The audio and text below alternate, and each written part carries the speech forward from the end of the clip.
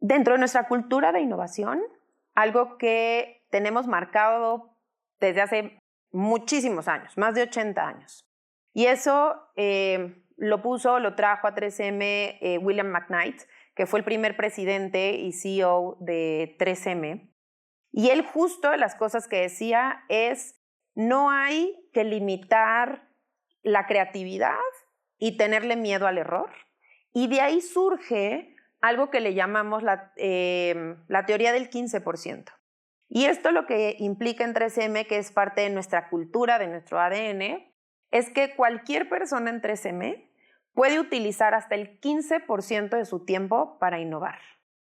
Y no necesita pedirle permiso a su jefe, puede utilizar los recursos de la compañía.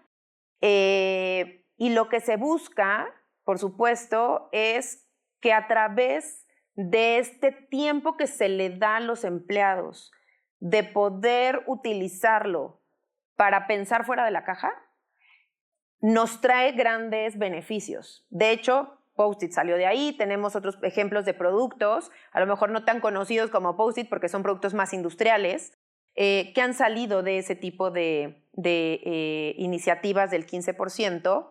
Y algo bien interesante en nuestra cultura de innovación es que no solo es para la gente de investigación y desarrollo, ¿no? Porque claro, los que desarrollan estos nuevos productos es la gente de R&D. Y en 3M tenemos 5 laboratorios en el mundo en donde principalmente se hace esta parte de investigación. Ya en otra red dentro de 3M se hace la parte de desarrollo. 3M es un país donde nosotros hacemos desarrollo. Pero ¿qué pasa con todos aquellos que no trabajamos en R&D? ¿No? Porque, por ejemplo, somos 65,000 personas en 3M y solo 4,000 en el mundo están en R&D. ¿Qué pasa con todos los demás, no? Con los 61,000 restantes. Bueno, aquí es en donde es tan importante entender lo que hablaba yo en un principio sobre la innovación incremental. Y que la innovación no solo es de producto, también es de proceso, también es de servicio. Y ahí es en donde impulsamos y motivamos a cualquier persona, no importa el área en la que esté, que tome ese 15% para pensar cómo lo que yo hoy estoy haciendo lo puedo hacer mejor. Lo puedo hacer más rápido, más eficiente, con menos recursos, en fin. Entonces, ese es un gran ejemplo de cómo fomentar una cultura de innovación, en donde demos ese espacio, y más hoy que todo se mueve tan rápido, el que sin ningún problema la persona pueda bloquear en su agenda ese tiempo en el mes y que diga es parte del 15% que yo estoy utilizando para poder innovar y poder pensar fuera de la caja nuevamente. Y, por supuesto, el compromiso que hay es debes de traer soluciones que nos ayuden a ser mejores, ¿no? En cualquier área, cualquier proceso. Y siempre igual me gusta referirme, por ejemplo, al área de cuentas por pagar, ¿no? Que era súper transaccional. ¿Qué más pueden hacer? Bueno, mucho, ¿no? O sea, tenemos ciertos días en el ciclo de pago. Bueno, ¿cómo hacemos eso más eficiente? ¿Cómo hacemos que si el mapa de flujo tiene cierta complejidad, bueno, ¿cómo lo simplificamos? Ese es el tipo de innovación que también se debe considerar y que muchas veces la minimizamos o simplemente la vemos como mejor un proceso. Sí, mejor un proceso, pero a través de innovar y hacer algo distinto en ese proceso. Entonces, ya lo decía yo al principio, debemos de quitarle el estigma a la innovación. La innovación está en todos lados, es accesible para todas las personas y no forzosamente se requieren los grandes capitales, ni tampoco las mentes brillantes que salgan de la Universidad de Anáhuac.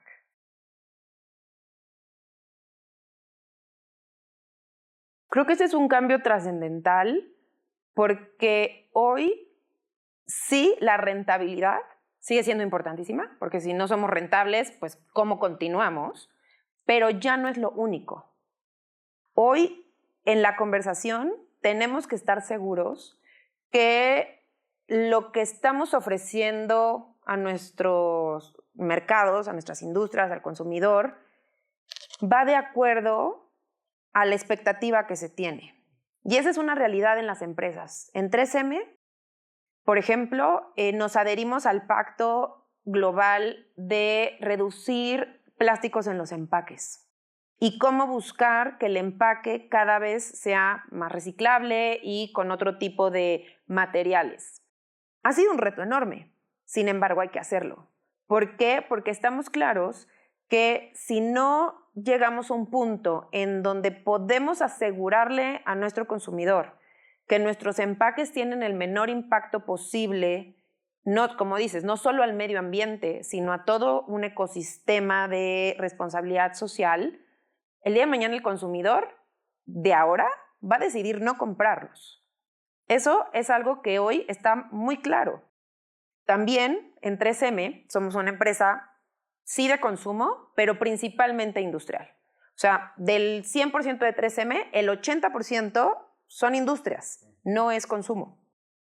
Entonces, ahí, por ejemplo, nos ha tocado tener que tomar decisiones muy complicadas de eliminar portafolios completos de productos porque ya no están de acuerdo a los nuevos estándares. Lo estuvieron cuando se desarrolló el producto, a lo mejor hace 40, 50 años atrás. Hoy no.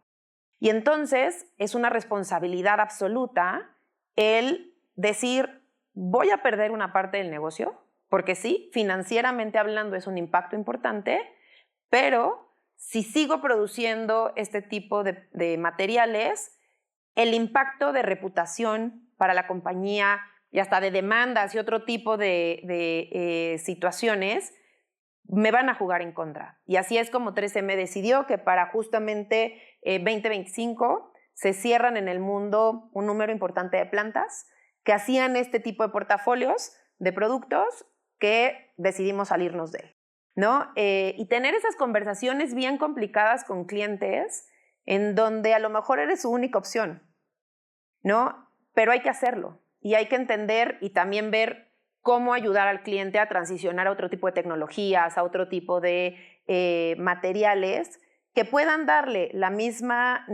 cubrir la misma necesidad, pero que el impacto del producto sea infinitamente menor. Entonces, son decisiones muy difíciles, son incluso decisiones de gobernanza y por eso es que el famoso ESG, que es Environmental, Social and Governance, y ese es un ejemplo de lo que se refiere en gobernanza, ¿no? En donde no solo es que quiero disminuir mi huella de carbono como compañía, ¿no? O mi consumo de agua. El tema es qué decisiones estoy tomando que me ayuden desde la gobernanza de la compañía a cumplir también con lo que hoy se espera. Entonces, cuando logras entender que ese ya es el mundo en el cual trabajamos, pues hayas crecido o no crecido con esa cultura de responsabilidad social, te enfrentas a ello, ¿no? Otra de las cosas, por ejemplo, que hacemos mucho en 3M, para la parte de la S, que es la parte social, podríamos donar por donar, ¿no? Y entonces decir, llegamos a tantas X comunidades. Sin embargo, para nosotros, al ser una empresa científica, en donde, pues, nuestro lema es ciencia aplicada a la vida y todo lo que hacemos es relacionado a nuestras plataformas, 49 plataformas tecnológicas que todas están enfocadas con un principio científico, decidimos enfocar absolutamente toda la responsabilidad, todas las actividades de responsabilidad social comunitario a el impulso de las disciplinas STEM, en donde ayudemos desde las primeras infancias a acercar a los niños a la ciencia. Y por supuesto, en una escuela privada va a ser mucho más fácil que un alumno tenga acceso a este tipo de conversaciones y de materiales, incluso de todo.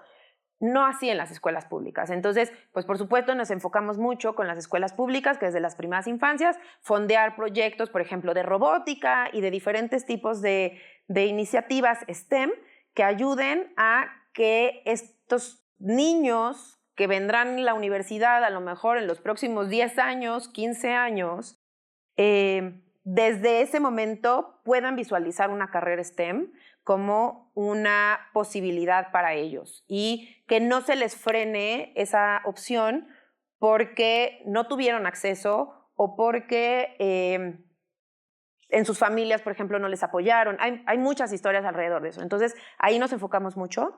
Y el otro pilar en el cual también nos enfocamos en la parte social tiene que ver con, en 3M nos enfocamos como una segunda parte de este programa de responsabilidad social en impulsar los oficios.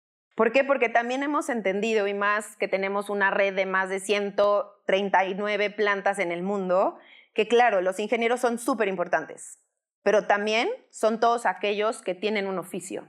Es decir, los mecánicos, los plomeros, los electricistas, los soldadores. Y que esa también se vea como una posibilidad de carrera. Entonces, en donde podemos impulsar que haya buenos programas técnicos para este tipo de oficios, es algo en donde también estamos decidiendo invertir en el apoyo a la comunidad.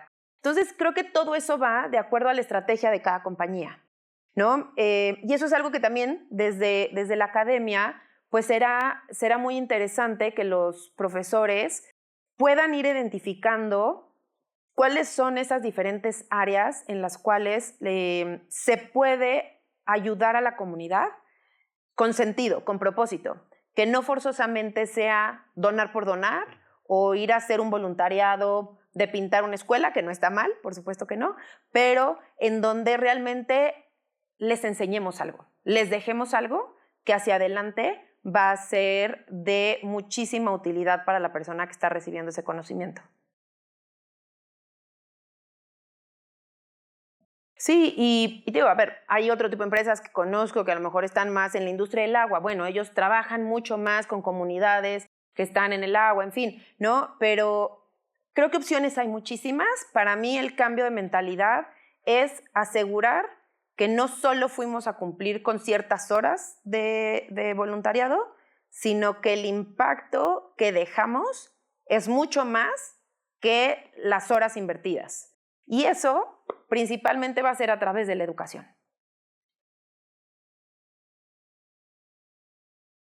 Sobre esta pregunta de qué le falta al talento que está llegando a las empresas, y en alguno de nuestros consejos yo puse esto en la conversación.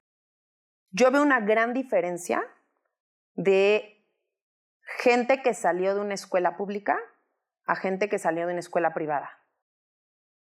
Sin ponerle nombre a la institución privada, porque la verdad es que no, o sea, yo lo veo muy generalizado, en donde los alumnos que vienen de escuelas públicas tienen unas ganas infinitas de comerse el mundo.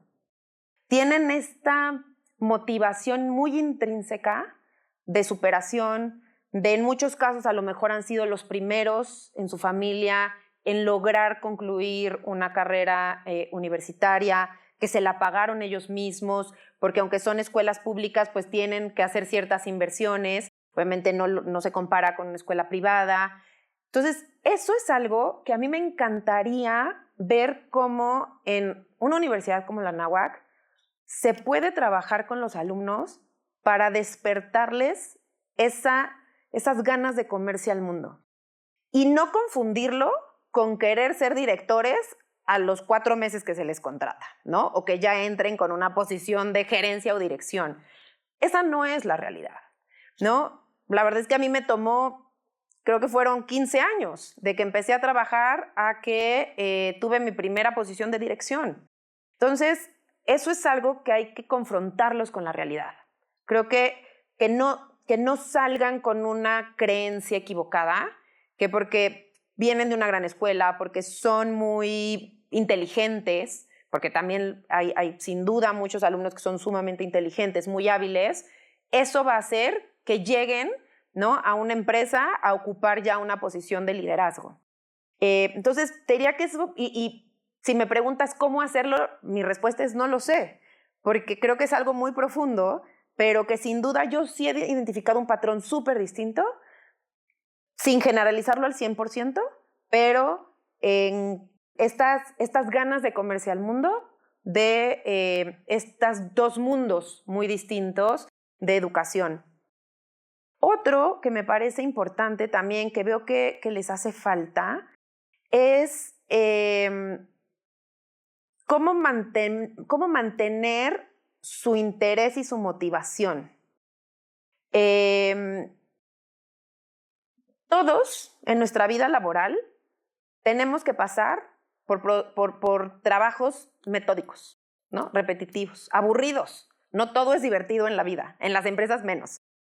Y eso es algo en lo que se enfrentan los alumnos cuando llegan a las empresas por primera vez, y más que entran en un nivel inicial en la organización y por lo general sus roles van a ser muy transaccionales. Entonces, creo que viene muy relacionada con la tolerancia a la frustración, en donde rápidamente, si no se da como ellos buscan o esperan, dicen, esto no es para mí.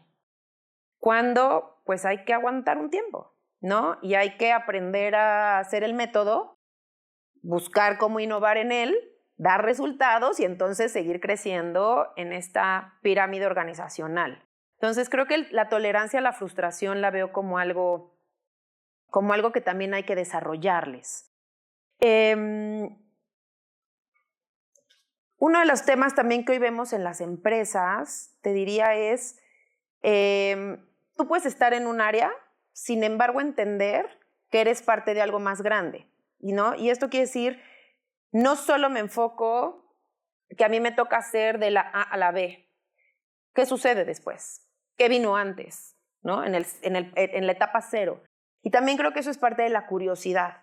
El que cuando llegan a su estación de trabajo, no solo se enfoquen en lo meramente indispensable para realizar su trabajo, sino que entiendan la cadena completa de valor, porque entonces es donde les cobra sentido. Y ahí es muy interesante porque te conectas muchas veces con tu propósito, ¿no? A mí me toca, pues como directora general, tener espacios de comunicación con todos los empleados que tenemos en México, y la manera en la que yo comunico a los empleados administrativos o a la gente de ventas o a la gente de investigación y desarrollo no es la misma como yo comunico a la gente que está en las plantas, a un operador o operadora. Entonces es un poco eso, es como el mismo mensaje eres capaz de transmitirlo de diferente forma dependiendo de tu audiencia.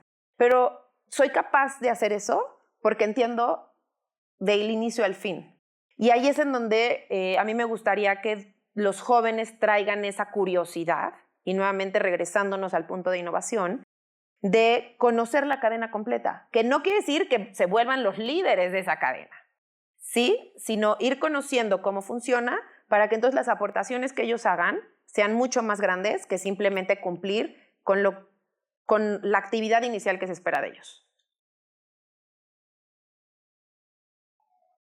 Creo que yo como egresada de la NAWAC y regresándome muchos años atrás, cuando yo empecé a trabajar, yo me sentía muy orgullosa de la universidad de la cual venía, porque tiene un gran prestigio, se sabe que los alumnos que salen de la Universidad de Anáhuac están bien preparados, pero sin duda no tenía idea que el mundo real nada tiene que ver con el mundo de los libros. Y a mí me tocó todavía programas de estudios donde eran muy teóricos. Claro, hacíamos ciertos ejercicios en el aula, en equipo, pero no me expusieron al mundo real, ¿no? En esa época lo más cercano fue el servicio social, ¿no? Pero incluso ahí la verdad es que era muy básico. Entonces, si yo hoy pudiera recomendarle algo a los maestros, es que busquen dentro de sus asignaturas el exponer a los alumnos a la realidad del mundo, ¿no? Y eso es a través, y creo que aquí uso y hago el comercial de lo que hacen en vinculación empresarial, que haya esta oportunidad de no solo hacer visitas en las empresas, porque la visita sí es interesante, es cuando a mí en primaria me llevaron a la planta de Sonrix, fue divertidísimo, ajá, ¿qué aprendí? Nada. Eso pasa cuando vas a las visitas, la verdad, ¿no? Es súper lindo, un gran día, sales con factor wow, porque en las empresas nos esmeramos por hacer una gran visita, pero realmente el aprendizaje del alumno no es nada. Entonces, creo que buscar cómo hacer Por ejemplo, se me viene a la mente, me hubiera encantado que me expusieran a un caso real de una empresa, ayudarles a solucionar un problema, ¿no? De hecho, sobre la marcha, yo me di cuenta, y eso lo hablo muy públicamente, que soy ingeniero de closet, porque yo estudié administración de empresas cuando realmente mi forma de pensar, de actuar, de analizar, mi cerebro es el de un ingeniero. Ya después corregí el camino con la maestría que estudié, pero tal vez yo me pude haber dado cuenta antes si hubiera tenido esta exposición a casos reales. Entonces, ¿cómo tener esta oportunidad de llevar a lo mejor no, ojalá a todos, pero si no al menos a cierto grupo de alumnos, a que vayan a las empresas por un periodo determinado